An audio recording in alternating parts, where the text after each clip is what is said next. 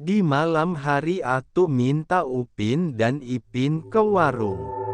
Upin, Ipin kesini tolong ke warung ya. Kebetulan, warung yang akan dikunjungi Upin dan Ipin melewati tempat yang angker. Biasanya ada hantu badut yang selalu menghantui warga bila lewat ke tempat itu. Upin dan Ipin berangkat ke warung.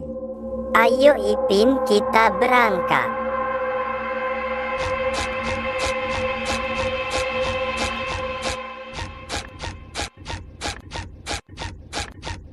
Saat sampai di tempat angker, Ipin berbicara pada Upin.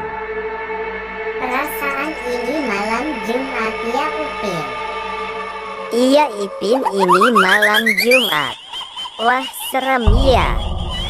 Tiba-tiba hujan deras, dan terdengar suara ketawa dari belakang rumput yang tinggi. Upin dan Ipin ketakutan. Tiba-tiba muncul sosok badut hantu di depan mereka.